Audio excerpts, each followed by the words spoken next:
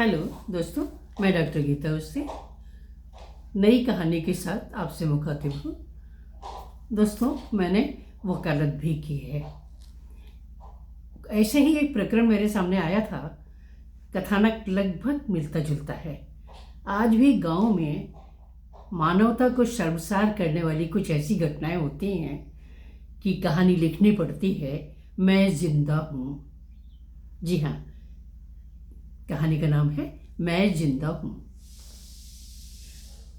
Court से आकर अपने चैम्बर में बैठी ही थी कि एक 60-70 वर्षीय वृद्ध सामने से चिल्लाता हुआ गुजर गया। वो जोर जोर से चिल्ला रहा था, मैं जिंदा हूँ, मैं जिंदा हूँ। आसपास के सभी लोग स्तब्ध थे, पर वकालत के पेशे से जुड़े होने के कारण दिमाग पर अधिक जोर नहीं देना पड़ा था। घटनाक्रम का काल्पनिक छायाचित्र बनने लगा था। तभी शर्मा जी वकील साहब ने आकर वास्तविक घटना के बारे में बताया था। वे उस वृद्ध के वकील थे। मामला ऐसा था कि राम भरोसे नामक उस वृद्ध का दीवानी मामला लगभग 8 वर्ष पूर्व से दीवानी न्यायालय में चल रहा था और उस दिन फैसला उसके पक्ष में हो गया था। फैसला सुनने के बाद राम भरोसे यकीन नहीं कर पा रहा था। वो बार बार अपने को चिकोटी काट कर कहता था, मैं ही राम भरोसे हूं ना, मैं जिंदा हूं, मैं जिंदा हूं। राम भरोसे को मुकदमेबाजी में इसलिए फंसना पड़ा था कि वो निसंतान था। 5 एकड़ जमीन का मालिक था और अपने माँ बाप की अकेली संतान। इसलिए बाप के मरने के बाद पूरी जमीन और 2 कमरों तथा पर्ची वाला मकान उसके नाम चढ़ गया था। ये बात अलग थी कि चढ़ोतरी भी चढ़ानी पड़ी थी। बाप के मरने के 2 साल बाद माँ भी उनके पास चली गई थी, लेकिन जाने से पहले उसकी गांठ रमिया के साथ बांध गई थी। रमिया ने उसे सरग जैसे सुख दिए थे। साफ सुथरा लिपा पुता घर रखना, हर चीज करीने से रखना, खुद साफ सुथरी रहना, समय पर खाना देना, कूटना पीसना, सभी काम रमिया बड़ी मुस्तैदी से करती थी। बस उसका अपना आंचल सूना रह गया था। रमिया उससे कई बार दुखी होकर कहती थी कि दूसरी शादी कर लो तो जमीन जायदाद का वारिस तो आ जाए। और राम भरोसे हंसकर जवाब देता था, रमिया, हम कौन से जमींदार हैं जो जमींदारी संभालने वाला चाहिए। पेट भरने वाला एक जमीन है। जब तक जिंदा हैं हम दोनों प्राणी खाएंगे, फिर स्कूल के नाम या फिर मंदिर के नाम लिखा देंगे। रमिया चुप होकर अपने काम में लग जाती थी, लेकिन दुर्भाग्य ने उसे चुप रहने नहीं दिया था। एक दिन सुबह सुबह वो खेत जाने की तैयारी कर रहा था और रमिया दूध निकालने बाहर गई थी। गाय पिछवाड़े ही बांधी जाती थी। थोड़ी देर में रमिया दूध का बर्तन लिए हांफती हांफती अंदर आई थी और बताया था कि दुर्जन और उसके भाई खेत पर कब्जा कर लिए हैं और फसल काट रहे हैं। रमिया को पड़ोसन ताई ने बताया था, जो खेत तरफ शौच के लिए गई थी। रमिया तो थक कर आंगन में बैठ गई थी और दूध का बर्तन एक तरफ रख दिया था। परंतु राम भरोसे के कान में खतरे की घंटी बजने लगी थी। जमाना खराब है और दुर्जन तो सचमुच दुर्जन है।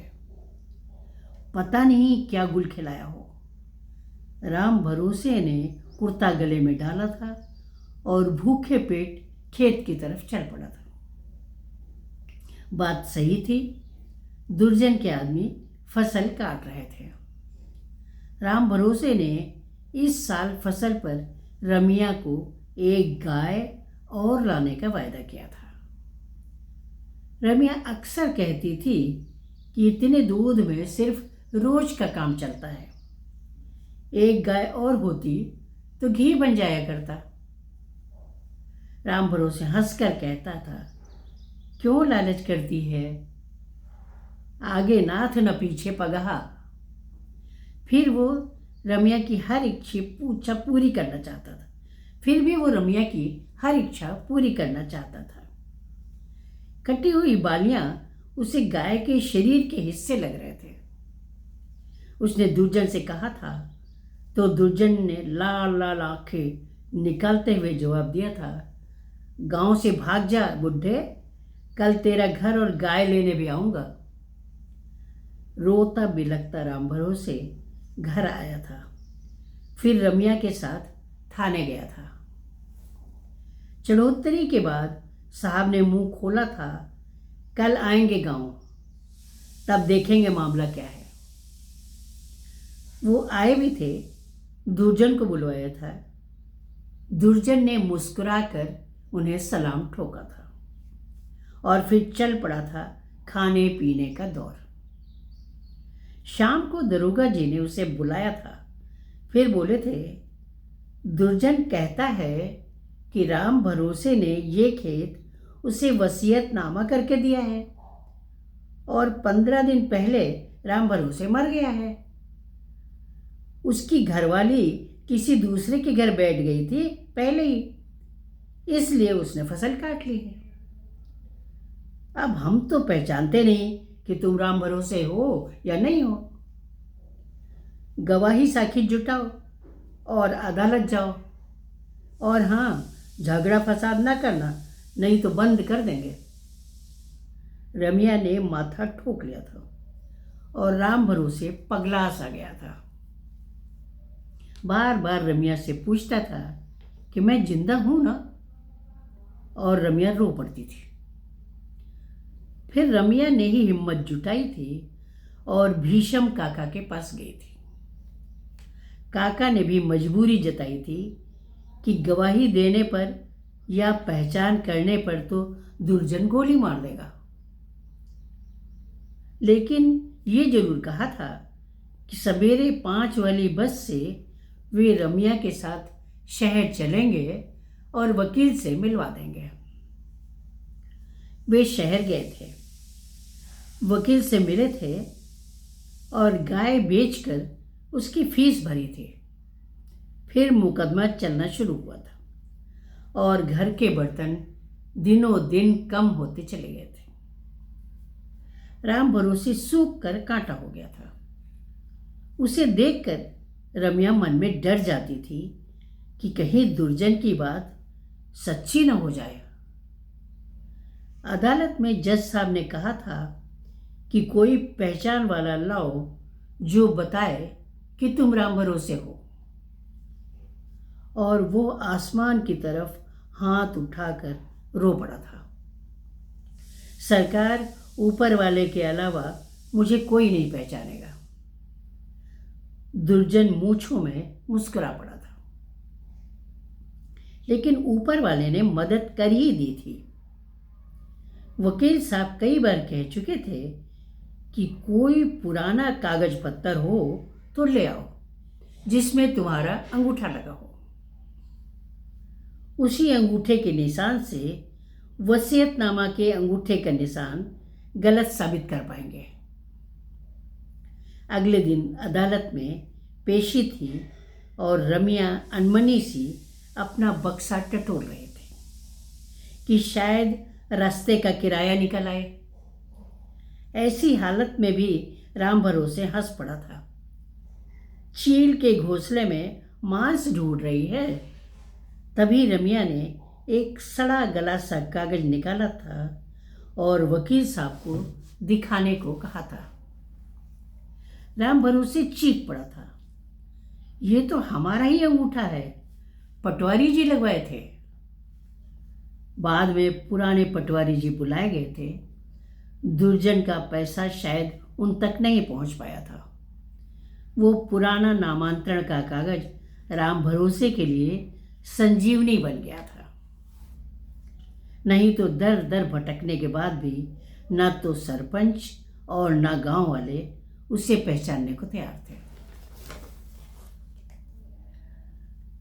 वो कुछ महीनों में राम भरोसे को खुद पर शंका होने लगी थी कि कहीं वो और कोई तो नहीं।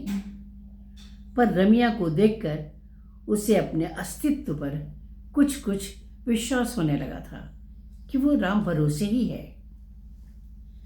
वो तो भला हो उन पटवारी जी का जो उसका अंगूठा कागज पर लगवा लिए थे। जब बाप के मरने के बाद उसके नाम खेत हुए थे तब वो गया था पटवारी जी के पास। वही व्यवहार काम आ गया था, नहीं तो गए थे खेत हाथ से।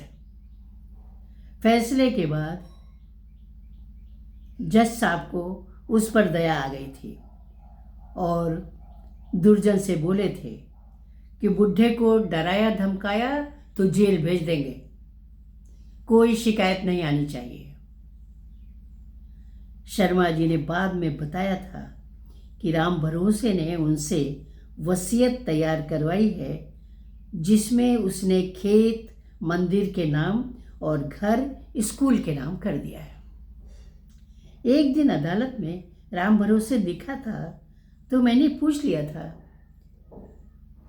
कि सब कुछ दे दिया अपना। उसने आंसू पोंछते हुए बताया था कि वकील साहब, रमिया हमें छोड़कर भगवान के घर चली गई है। हम भी कब तक जिएंगे, पर संतोष है कि खेत दुर्जन को नहीं मिल पाएंगे। मेरे कानों में अब भी ये आवाज़ गूंजा करती है कि मैं जिंदा हूँ, मैं जिंदा हूँ।